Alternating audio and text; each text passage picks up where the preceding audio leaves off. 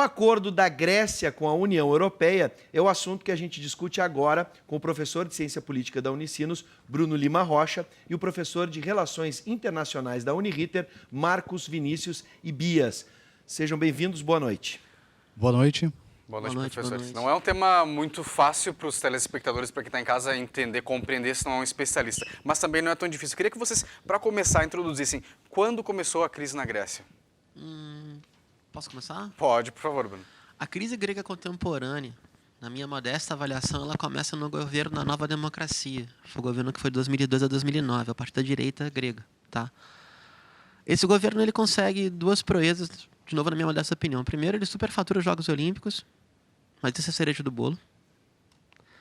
Mas segundo, contrata como consultor do Ministério da Economia grego a Goldman Sachs Europa, presidida, na minha opinião, um delinquente financeiro, que é o presidente do Banco Central Europeu, Mário Draghi, que é o grande responsável pela maquiagem, pela fraude dos balanços de papéis gregos. Tá legal?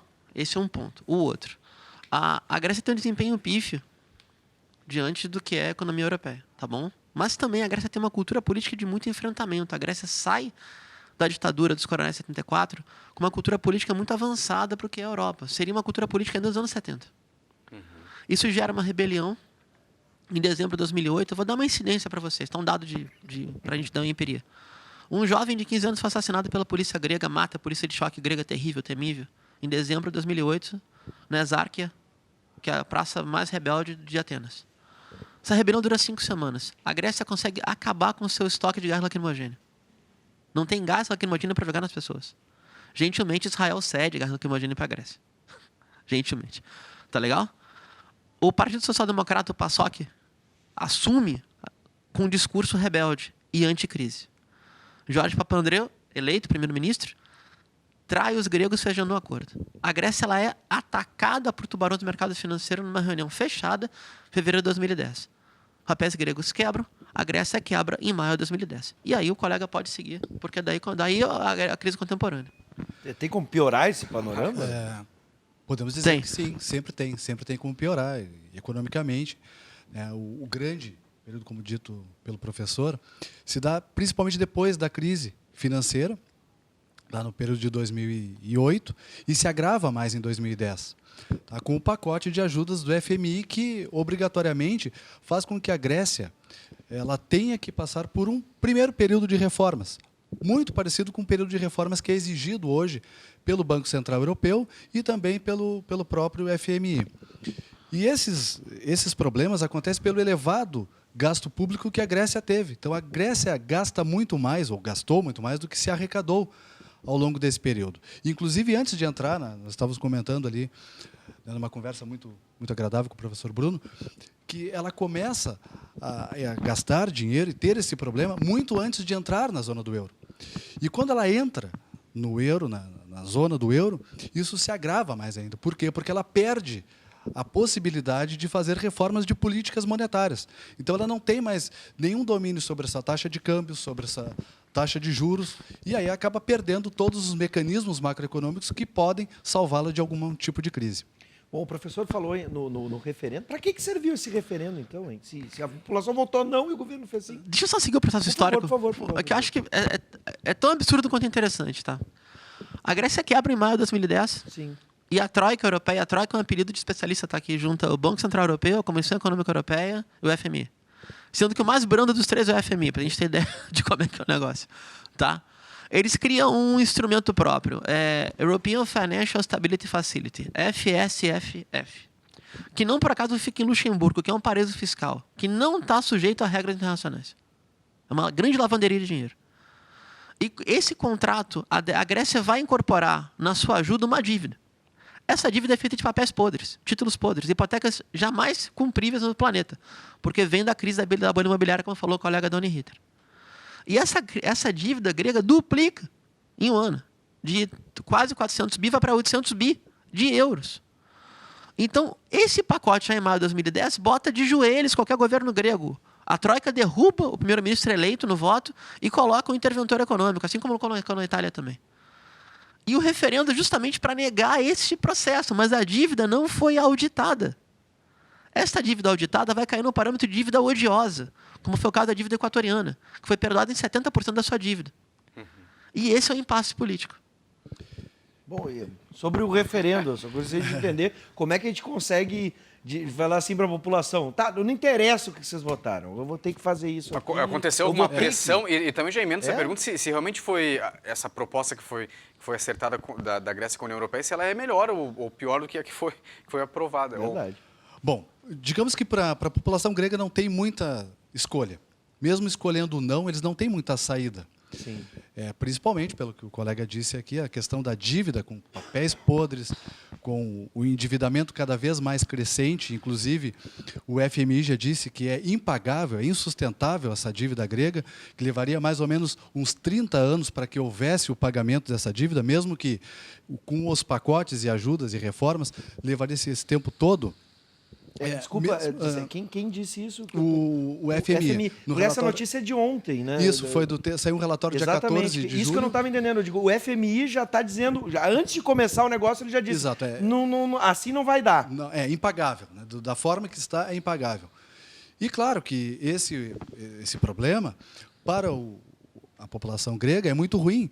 Por quê? Porque mexe com impostos, mexe no mercado de trabalho, mexe com a reforma da Previdência e, obviamente, que isso afeta, numa medida impopular, a população. Eu entendo que tem um problema de ordem política. Eu queria entrar no referendo. Sim. Se a gente não explica o processo, parece que os gregos estão fazendo birra, porque a Europa inteira está assim. A Alemanha é o carro-chefe da Europa, tá? A Alemanha é o carro-chefe da Europa porque a Alemanha tomou uma medida muito drástica.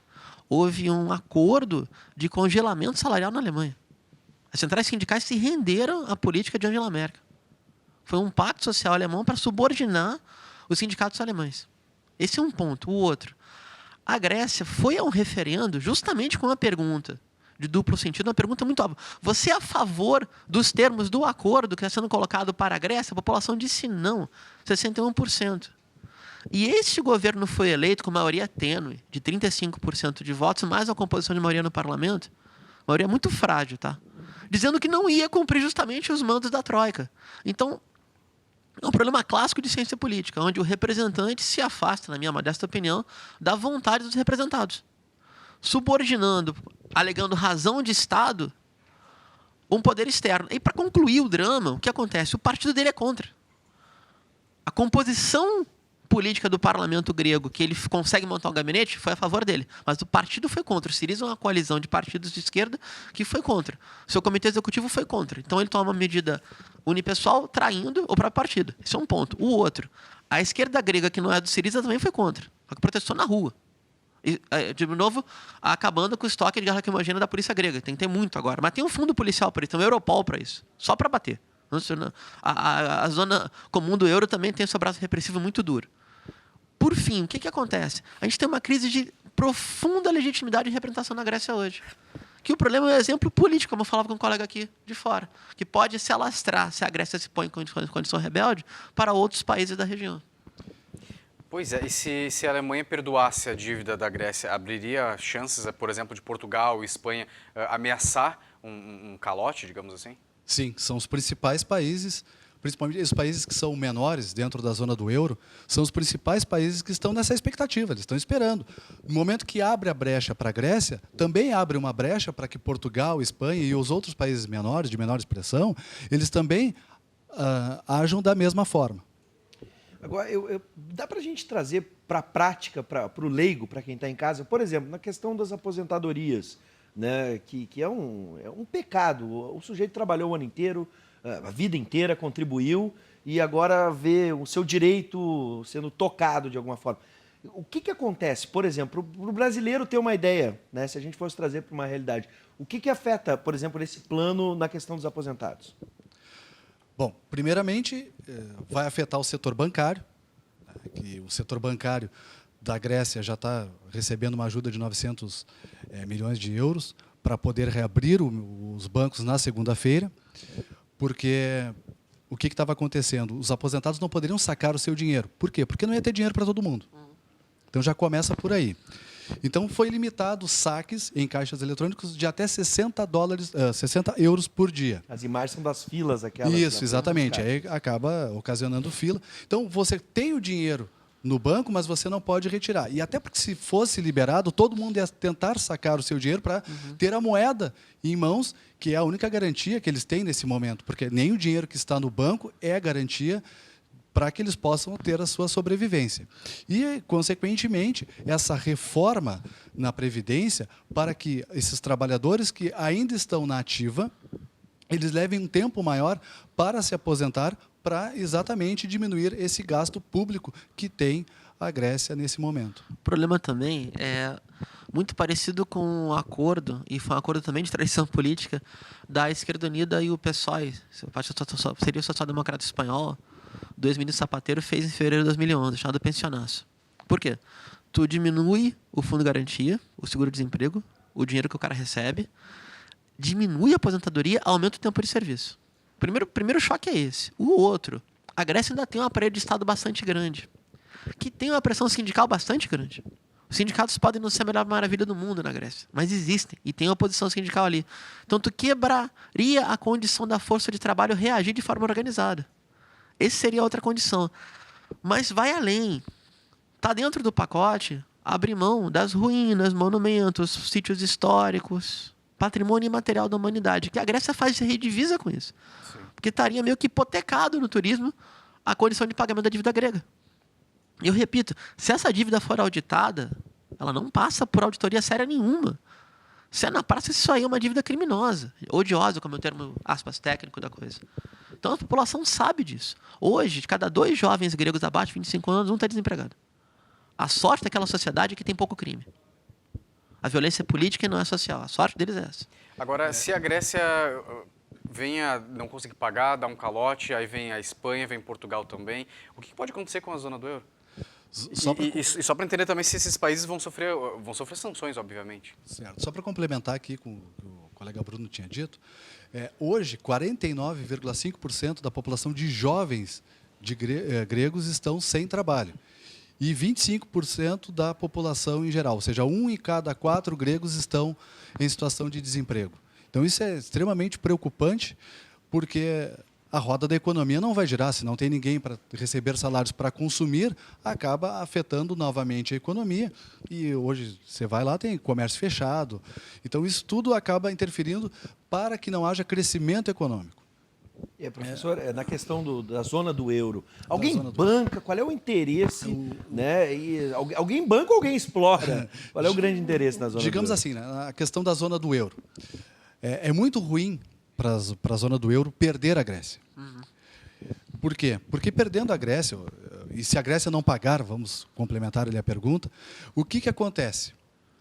Os bancos privados europeus são os grandes financiadores da dívida grega. Consequentemente, haverá mais quebra de outros bancos, porque os bancos vão comprando, na verdade, títulos de outros bancos. E isso pode acontecer que nem aconteceu na crise americana de 2008, um movimento semelhante, né, onde bancos têm títulos podres de outros bancos e acaba criando, né, o efeito dominó nessa questão da dívida.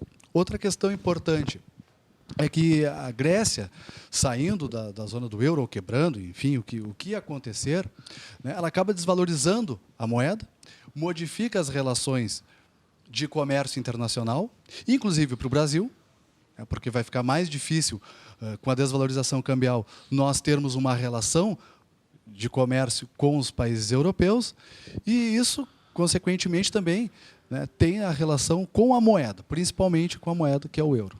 A gente podia reforçar uma ideia, o pessoal de casa poder entender o seguinte: as instituições bancárias europeias do varejo, nos Estados Unidos foram de investimento, lá foram de varejo, negociaram papéis que são inegociáveis, praticaram crime e fraude financeiro. Só que são tão grandes, são grandes mais para quebrar.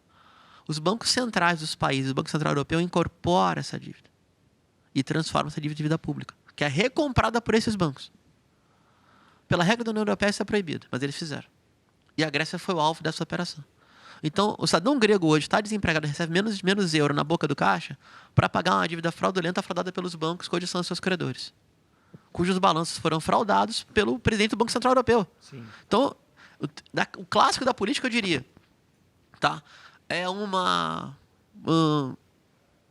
plutocracia, um mando dos ricos, por uma cleptoarquia. pelo governo dos delinquentes financeiros. Hoje a Grécia vive isso. Sim. Seu governo eleito legitimamente se subordinou a esse tipo de chantagem. Bom, no mundo globalizado, onde a gente espirra aqui e vai refletir do outro lado do mundo, nesse cenário, nessa cena da política e da economia mundial, isso pode ter algum reflexo no Brasil ou vai ficar isolado lá na zona do euro? O que a gente pode, entre vilões e vítimas, aí, respinga na gente? Com certeza, com certeza. O mercado global, como diria Bauman, os tempos líquidos, a liquidez desse capital, ele faz com que o investidor, o capitalista, ele jamais vai colocar o dinheiro dele onde não dê lucro. Então, ele sempre vai buscar novos mercados. E quem mais sofre com isso? Os mercados emergentes. Os mercados emergentes, o que acontece? Vão, com essas quebras de outros mercados, acabam tendo que mexer nas suas políticas macroeconômicas, e aqueles países que não tiverem uma política macroeconômica bem organizada vai acabar sofrendo com a consequência desse problema aí dentro da Europa. Eu diria, uma observação complementar, está interessante complementar o colega da economia, que o primeiro que perde o setor político da esquerda europeia. Podemos, espanhol, partido de esquerda francesa, esquerda portuguesa, todos os grupos seriam alternativas aos antigos partidos social-democratas. Esses perdem, porque sua alternativa seria ou renegociar numa condição boa ou se rebelar contra o que seria a ditadura da Troika. Essa é a primeira perda. Tem reflexo no Brasil, com certeza, claro que tem. Inclusive por políticas ou por esquerda ou uma crítica forte ao capital financeiro, como, por exemplo, a gente vem fazendo nesse país, que o Brasil compromete de 40% a 45% do seu orçamento anual para pagar a dívida. A Grécia torra mais 52% para pagar uma dívida que é impagável e é imoral. Na semana passada, só para a gente finalizar, na semana passada, 2 comentaristas e jornalistas do mundo da política e também da economia falaram que a situação do Estado é muito semelhante à da Grécia. Vocês concordam? Discordo plenamente. Nós não temos uma situação igual à da Grécia. O que nós temos aqui no Rio Grande do Sul é uma desindustrialização, falta de investimentos do governo em infraestrutura. O governo fala em privatizar, principalmente o que dá lucro, né? Se fala sempre, né, em algumas empresas do Rio Grande do Sul, sempre se trata de privatizar, por exemplo, o banco, né, o Banco dos Gaúchos. E como é que se quer privatizar algo? Vamos pensar o seguinte ponto. Qual é o capitalista que vai comprar aquilo que não dá lucro? Esse é o primeiro ponto. Né? Então, o principal item que sempre está na pauta quando se fala em privatizações, vamos privatizar o Banco do Estado. Legal. Né? Se é a empresa que dá mais lucro, por que eu vou privatizar uma empresa que dá lucro para cobrir um déficit de curto prazo? Porque depois que eu vendi os ativos do banco, vendi o banco, eu não tenho mais como arrecadar dinheiro. Eu vou, né, ter aquele alívio no meu fluxo de caixa nos primeiros momentos. Tá, e os outros períodos? E os outros anos? Como é que fica? Então, eu vejo que, claro, nós temos uma dívida enorme, com certeza, mas também nós temos problemas políticos, principalmente por falta de infraestrutura, empresas que saem do Rio Grande do Sul, os incentivos que são dados para as empresas gaúchas. Nós não vemos dentro da política do governo do Estado esse tipo de ação. Ao invés de querer vender, por que não incentivar? Por que não se incentiva a questão de inovação tecnológica? É por aí que nós temos que Trazendo ter... para a linguagem do dia a dia, me corrija se eu estiver errado, no mundo capitalista, no universo capitalista, é difícil fidelidade e viver de amor. Né? Exatamente. É impossível, na verdade. Capitalista ele está sempre de olho no lucro. Pois é. Talvez a única comparação, do ponto de vista do poder, que eu acho interessante, é que a União é a grande fiadora da dívida brasileira. E a União faz uma extorsão nos estados e municípios. Sim. E, de forma muito irresponsável, a União permite a internacionalização de uma dívida que é de níveis de governo, municípios e estados para com o Tesouro. Isso é um perigo.